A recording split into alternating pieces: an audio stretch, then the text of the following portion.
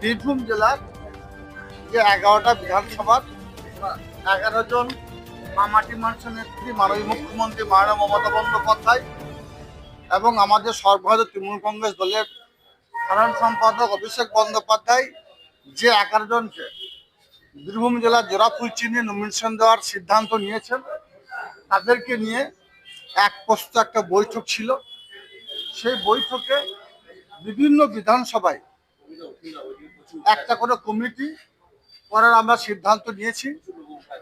সেই পরিপ্রেক্ষিতে কাকে সেই কমিটিটা রাখা হবে, সে বিধানসভা এরিয়া কমিটির মধ্যে কে কে থাকবে, সেই সব বিষয়গুলো আলোচনা হয়েছে। আর কিছু দলীয় আভ্যন্তরীণ বিষয় নিয়ে আলোচনা হয়েছে, সেগুলো অবশ্যই আমরা বই প্রকাশ করতে পারবো না, কারণ সেটা আভ্যন্তরীণ বিষয়।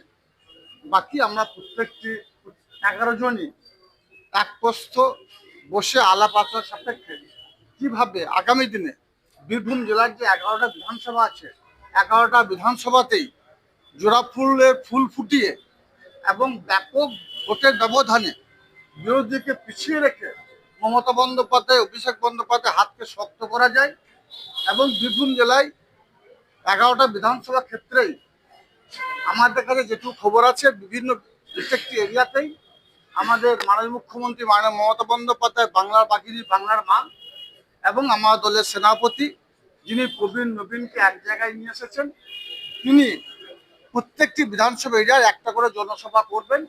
সেই সব বিষয়গুলো নিয়ে আমরা এক প্রস্ত আলোচনা সারলাম। যদিও যেখানে মমতা বন্দ্যোপাধ্যায় অভিষেক বন্দ্যোপাধ্যায় যে মাটিতে পা রাখেন সেখানে জনজোয়ার হয়, জনপ্লাবন হয়। আমরা চাইছি প্রত্যেকটি বিধানসভা এরিয়ায় 2 থেকে 2.5 লক্ষ জনসমাগম করে মমতা বন্দ্যোপাধ্যায় অভিষেক বন্দ্যোপাধ্যায় হাতকে শক্ত করে।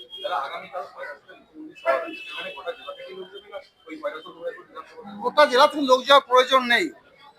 খয়রাচল বিধানসভা থেকে প্রায় 2 লক্ষর ওপর মানুষ ওখানে জমায়েত হবে, কারণ মমতা বন্দ্যোপাধ্যায় আসছেন, বাংলার বাঘিনী আসছেন, বাংলার মা আসছেন, যিনি বাংলাকে পথ দেখিয়েছেন, যিনি বাংলায় একের পর এক জনমুখী প্রকল্প বাস্তবায়িত করে সারা বাংলার মানুষকে মানুষের মনের মণিকোটায় পৌঁছে গেছেন।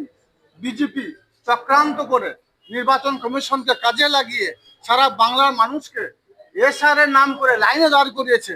সেই সারা বাংলার হয়ে যিনি সুপ্রিম কোর্টে গিয়ে প্রতিনিধিত্ব করেছেন, সেই বাংলার বাঘিনী যখন বীরভূম মাটিতে পা রাখবেন, সেখানে বীরভূম জেলার বিভিন্ন প্রান্ত থেকে অবশ্যই মামাটি মানুষের সৈনিকেরা আসবে। কিন্তু খয়রাচলের যেহেতু উনি আসছেন, দুর্গাপুর বিধানসভার লোকই 2 লক্ষের ওপর লোক ওখানে